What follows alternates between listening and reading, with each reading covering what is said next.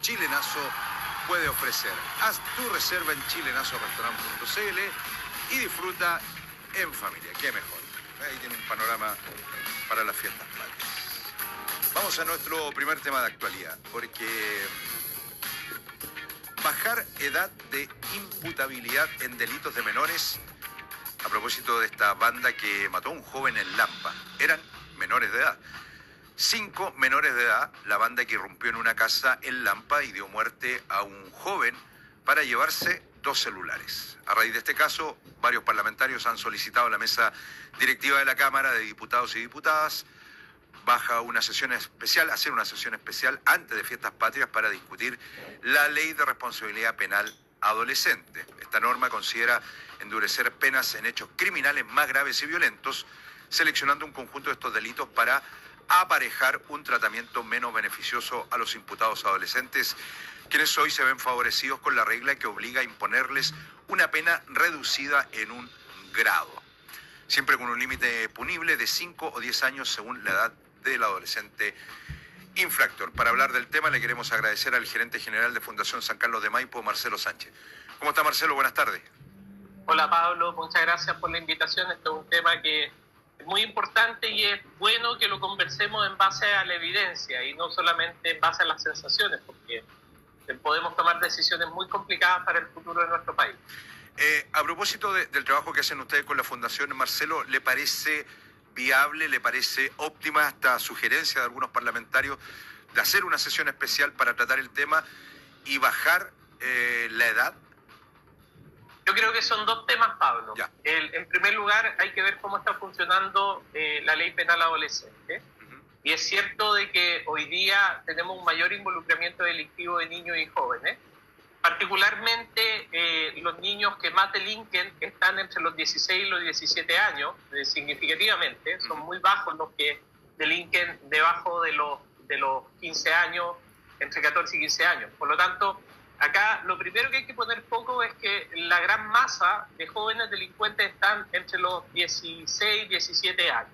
Por lo tanto, el segundo elemento es que hoy día hay una tasa de quebrantamiento de condena al interior de la ley penal juvenil que aborda el 19%, más o menos, entre el 19 y un 20%. Lo que en delito grave es realmente complejo, porque estamos hablando de básicamente penas que están en semicerrado, que son delitos de los más complejos que existen y que finalmente que haya un quebrantamiento de condena del 20% es alto. Dicho eso, hay espacios para mejorar y perfeccionar el cumplimiento penal en la ley penal adolescente.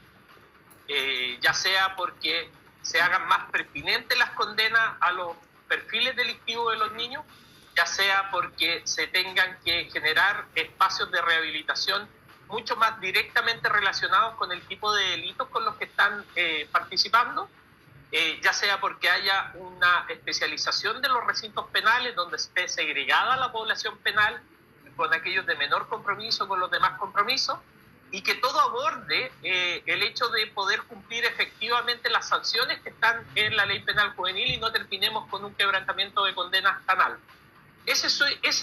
Para analizar eso, me parece que es muy importante sentarse en una mesa y ver cómo lo podemos mejorar. Ahora, una cosa muy distinta es pensar en reducir la imputabilidad penal, porque tal como yo te digo, el grupo significativo no está en la edad de la imputabilidad penal. En la imputabilidad penal, si se quiere bajar, se bajaría a los 13 o a los 12 años.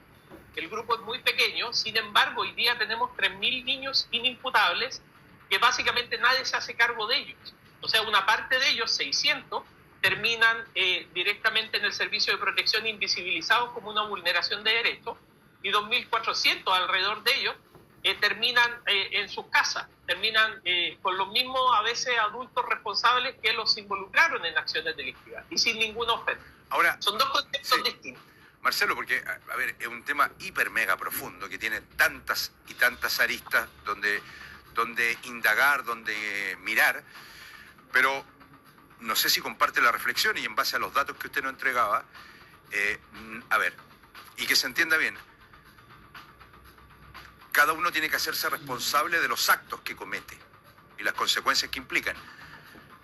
Pero la idea de tal vez bajar la imputabilidad no va a generar, por eso lo pregunto y lo lo coloco en la mesa, que ese muchacho, esa niña, 12, 13, incluso 14 años, se termine perdiendo definitivamente y no haya cómo recuperarlo? Bueno, a eso es lo que voy, Pablo. O sea, creo que estamos preocupándonos de pensar en una solución que es más bien pensar que se va a solucionar metiendo a los niños, mientras más temprano metiéndolo en la cárcel o metiéndolo en un recinto cerrado de Sename, que se va a solucionar el problema, y no es así. O sea, hoy día, si queremos perfeccionar la ley penal adolescente, hay muchas otras cosas que se tienen que hacer. Lo que te decía, bajar poner recintos segregados, implementar rehabilitación, que no hayan, la duración de las medidas cautelares no pueden ser eternas y largas como una pena accesoria. Hay muchos niños que entran con una medida cautelar de internación provisoria y por lo tanto no son sujetos de rehabilitación porque no tienen una condena. Y por lo tanto el sistema pierde legitimidad porque tú necesitas que los niños estén condenados adecuadamente, de manera temprana, ejecutivamente, para que puedan acceder a mecanismos de rehabilitación. Entonces, no se está cumpliendo el objetivo, pero hay que separar ambos conceptos. O sea, es cierto que la ley penal adolescente requiere reformas importantes, requiere cambios sustantivos, pero eso no se traduce en que se reduzca la edad de imputación penal. De hecho, todo lo contrario. Si tú reduces la edad de imputación penal, vas a mandar a niños a un sistema que no está respondiendo con rehabilitación, que no tiene segregación, donde hay contacto criminógeno y donde finalmente ese niño va a ir desarrollando una identidad criminal cada vez más profunda y refractaria. Ya, pero, entonces, pero si la radiografía, Marcelo, está clara, perfecto. La radiografía está clara, pero el sistema hoy día, que no ha funcionado o que no ha dado la suficiente cabida para soluciones, con un sistema penal que está también hiper mega saturado, con casas del ex Sename también hiper mega saturadas. Al final es un círculo vicioso donde uno dice se necesitan grandes recursos, inversión potente de parte del Estado. Esto no pasa por el gobierno de turno, pasa por una política de Estado. Pero cuando también uno dice, a ver, estas bandas que se forman hoy día de los muchachos que ya saben las consecuencias, que prácticamente no les va a pasar nada, es un nudo ciego. Mira, Pablo, desde los años 60 la Universidad de Chicago elaboró una teoría que se ha ido demostrando a través del tiempo, que es la teoría del etiquetamiento, y que dice relación con que los chicos que delinquen, en la medida que tienen contacto más temprano con la justicia, empiezan a desarrollar esa identidad criminal y la hacen más profunda. Cuando tú te encuentras con factores de riesgo a la base, que tienen que ver con el consumo de alcohol y otra droga, el involucramiento delictivo de bandas criminales, esa identidad se refuerza y va desarrollando conductas cada vez más violentas. En el caso en Inglaterra, en la Universidad de Edimburgo, en Escocia, de alguna forma lo que han ido desarrollando son el estudio longitudinal más largo que hay en la historia. La Susan McBee, investigadora de la Universidad de Edimburgo, ha ido siguiendo a más de 4.000 niños desde los 12 años durante 20 años. ¿Y qué detectó ese estudio longitudinal? Que en la medida que tenían contacto más temprano con las policías, los niños desarrollaban identidad criminal. Entonces se autoestigmatizaban, lo que decía la Universidad de Chicago en los años 60. Estados Unidos también, el sistema penitenciario de Estados Unidos midió el efecto de traspasar niños del sistema penal juvenil al sistema penal adulto. Y resulta que lo que encontraron es que esos niños que fueron traspasados al sistema penal adulto terminaron desarrollando trayectorias criminales mucho más violentas. Por lo tanto, toda la evidencia internacional demuestra que el contacto temprano con los sistemas de justicia y los sistemas policiales para un niño de 12, de 13 años, lo que significa es que va a desarrollar una identidad criminal que se va a ver reforzada por el sistema penal. Ahora, ¿qué tenemos que hacer para enfrentar esto? Lo primero, si tú miras la evidencia, por ejemplo, de Sociología de la Universidad Católica, el año 2015, que ha seguido a los niños que cumplieron condenas en Sename, en el antiguo Sename, planteaban que el desistimiento delictivo de niños y jóvenes en 7 de cada 10 casos ocurre cuando vuelven a una familia prosocial o vuelven al colegio. O sea, si tú te das colegio pueden resolver la mayor parte de los problemas delictivos de los niños, de las conductas delictivas. Está bien, Marcelo, y perdona que te interrumpa para que podamos ir dialogando también, entendiendo también que tú estás entregando argumentos que queremos escuchar y que son válidos desde un punto de vista. Pero a ver, me pongo en el lugar de esa familia que ve que matan a su hijo y que al otro lo golpean. Y cuando ves que son menores de edad, ¿y qué pasa con el dolor de esa familia? ¿Qué pasa con esa cicatriz profunda que queda? Yo creo, Pablo, y yo puedo entender perfectamente el dolor de esa familia y que pueda, evidentemente es una situación que a todos nosotros nos conmueve. Pero yo te podría decir de que le podríamos decir a la familia, vamos a encerrar a este niño en un centro de cename. Pero en 5 años, en 10 años, incluso en 15 años, si quisiéramos subir las penas, ese niño va a salir y va a salir como un profesional del delito, tremendamente instruido desde el crimen organizado, cuando esté participando en bandas y cuando esté asesinando a más personas. Nosotros podemos darle una sensación de tranquilidad a la ciudadanía, decirle vamos a tener encerrado 5 o 10 años a esta persona, pero a los 10 años y un día va a salir y va a salir con mucho más capacidad para generar un delito y generar una trayectoria mucho más violenta. Entonces, esto es no querer ver que la solución no pasa por esto. La solución pasa por llegar antes y por enfrentar nuestro sistema de reinserción con las herramientas adecuadas que permitan el cambio de trayectoria. Perfecto. Que hoy día no las tenemos. Marcelo, a ver, además, recordando que usted es gerente general de la Fundación San Carlos de Maipo y le estamos agradeciendo también tener esta visión, pero al final uno dice diagnóstico, todos los diagnósticos están clarísimos, pero no hay acciones y estamos viendo casos día a día de este nivel y al final uno dice, bueno, pero ¿qué pasa? ¿Por qué nadie toma el toro por las astas? ¿Por qué nadie se atreve?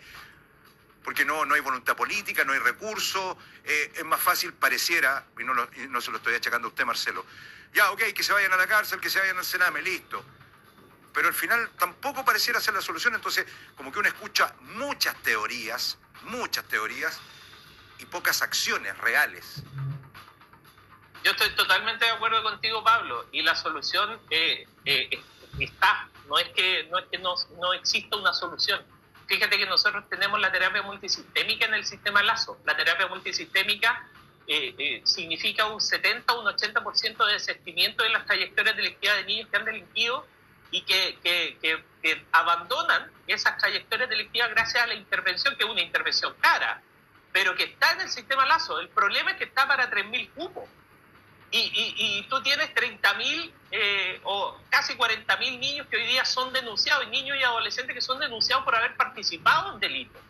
Por lo tanto, sabemos que hay programas que funcionan para detener estas trayectorias delictivas, pero no estamos invirtiendo en esos programas y al contrario, estamos invirtiendo en programas que no funcionan. Ya, entonces, ¿por qué no se invierte, Marcelo, en programas efectivos? Y usted lo acaba de decir, se invierte en programas que no funcionan. Entonces, ¿dónde está el tema? ¿Es un tema político? ¿Es un tema de valentía, coraje de la autoridad? Porque si está claro que los sistemas no funcionan, que los planes no funcionan y los que deberían funcionar no tienen recursos, estamos atados de mano.